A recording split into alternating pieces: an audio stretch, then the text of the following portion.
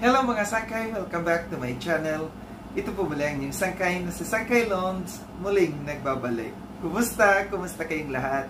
Sana nasa maayos na kalagayan ng lahat. Pa dito sa Pilipinas or sa mga nasa ibang bansa, dobling ingat tayo, no? So mega love shoutout sa inyong lahat. Sa Team Sangkay Original, Team Sangkay Sponsors, Team Kalingap, Kuya Val at Edna Kalingap Rob. Sa lahat ng aking mga followers, supporters, and subscribers, sa mga lolos, lolas, OFWs, and PWDs.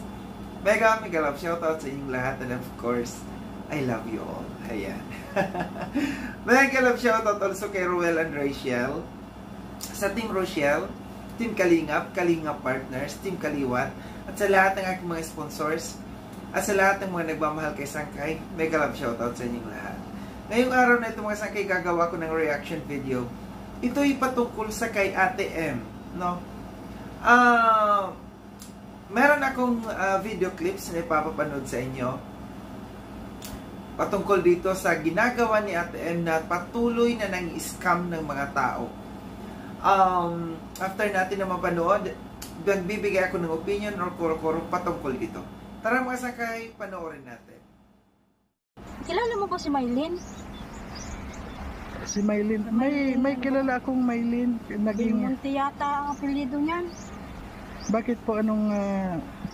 Gawa na nag-vlog sa amin. Ang sabi, tutulungan daw kami. Oh. Ay, sandali. Si Maylin mismo pumunta dito sa iyo? Si sa anong lugar to?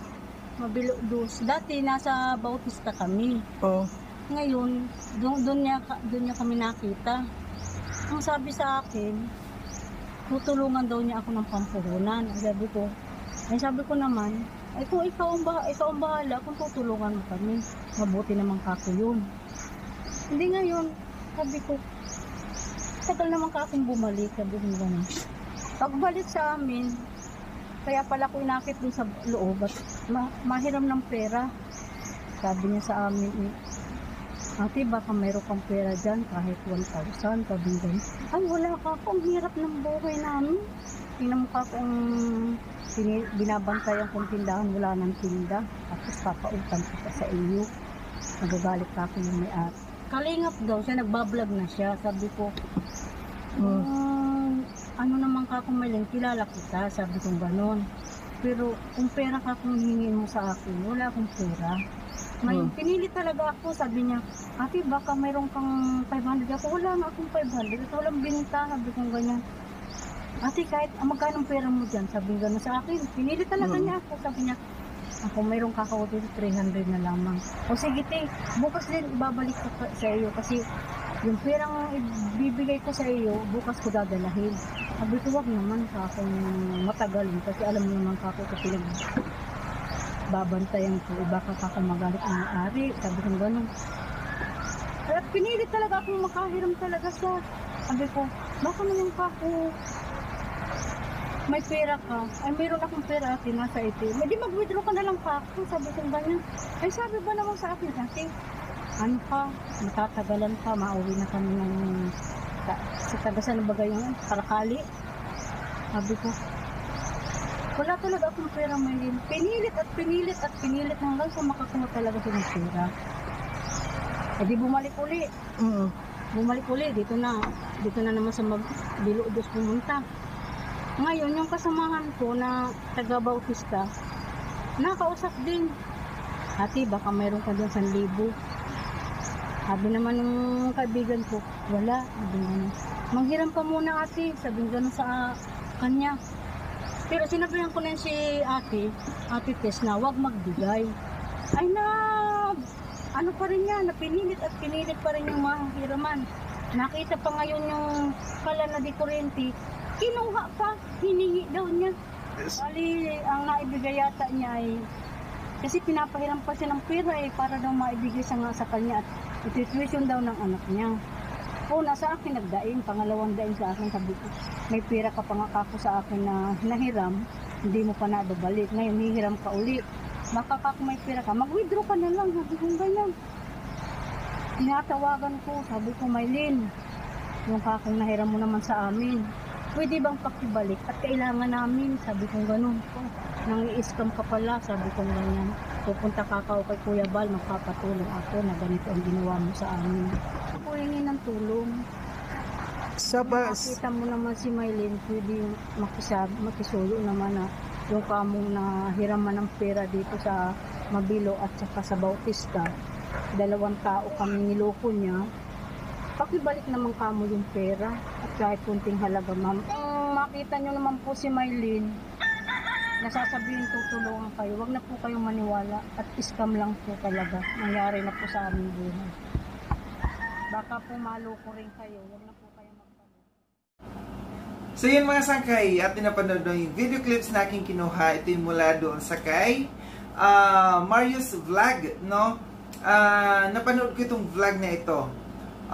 Ito ay isang ano lamang, no, paalala sa lahat ng mga viewers na nandiyan dyan sa Daet or kung saang lugar man dyan sa Daet, and sa lahat ng kalingap na maging aware kayo, at lalo na kina Kuya Val, kinatan na kinakalingap Rob, na si Maylin ay tuloy-tuloy pa rin ang kanyang pang-scam. So wala tayong pakialam dito sa kay Maylin, no, kung ano man ang ginagawa niya. Ang sa akin lamang, makinig kayo dito. Baka may mag-bash na naman dyan. Ang sa akin lamang dito, kaya ko ginawa ng reaction ito para makarating sa lahat ng kalingap dito, no, na ang kalingap ay ginagamit ni Maylin para makapang-scam, no.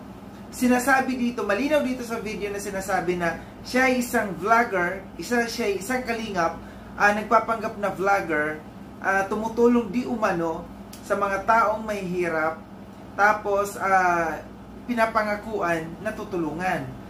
Ito na po si Ate si Ate Vilma, isa sa mga nabiktima dito ni Maylin. Siya ay nagpapatotoo na siya ay nabiktima ni Maylin ng scam, no. Ang pangit lang kasi talaga dito dahil ginagamit ni Maylin ang kalingap para makapang-scam ng mga tao. So pinilit ni Maylin na makautang talaga dito sa kay Ate Vilma. Hindi lang si Ate Vilma, yung kanyang kaibigan na sinasabi niya si Ate Tess ay na-scam din. Ultimo yung kalan na di kuryente kinuha daw ni Maylin, no? So ito yung natin, hindi talaga magbabago yan si Maylin kasi ganyan na talaga ang kanyang personality, ganyang pagkatao. Mabulaklak ang kanyang bibig, no? Nakakabilog ng mga tao. Meron pa rin talaga siyang mga nabibilog ng mga tao dito at napapatutuon na, ay ibig sabihin nun, napapahanga niya or napapaikot niya, napapapaniwala, yun yung tamang term, na dahil sa kanyang galing ng pagsasalita, no. Maging aware ang karamihan, no, na gaya ng panawagan dito ni Ate Vilma, no, na ang lahat baka ma-scam ni Maylin, no, dahil nga sa ginagamit niya yung kalingap. Sabi niya tutulungan niya. Meron pang binanggit dito si Ate Vilma, no, na sinasabi niya na merong lupa siyang ibinebenta yung kaibigan niya.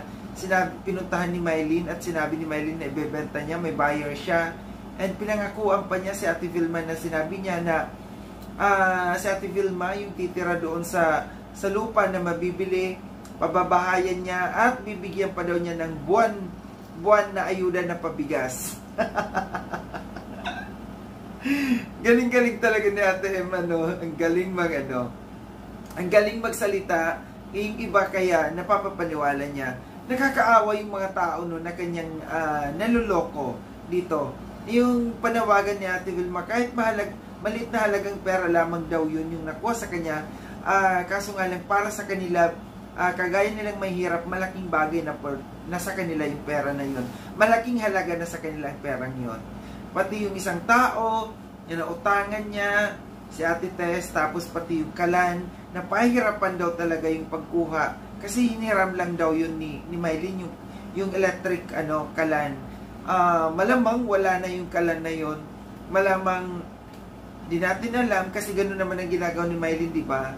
Binebenta yung gamit kasi kilala na natin si Maylin na ganyan ang kanyang ganyang trabaho. So ito lang yung aking reaction dito, no, sa video na ito, na nakakaalarma na hindi pa rin talaga tumitigil si si Ate M, no, sa kalukuhan na kanyang ginagawa. Alam natin yung huling ano niya, naging issue yung nagpanggap siya na isang manghihilot, manggagamot, tapos kinukuha na niya ng lalaking halagang pera. So ito na naman yung kanyang ano dito, yung kanyang ginagawa sa mga tao na kapwa niya, kapos din sa buhay, no. Nakakaaway yung mga tao na nakukuhanan niya ng pera. Muli, maraming salamat mga sangkay sa panunood. Sa mga hindi pa nakapag-subscribe kay Sangkay Lone, subscribe nyo na po ako.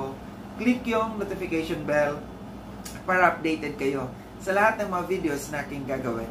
Like and share itong video na ito mga sangkay. Kita-kits tayo ulit sa susunod na video na aking gagawin. Ingat kayo sa ang dako ng mundo bang kinaroroon. Paalam na mga sangkay. Paalam.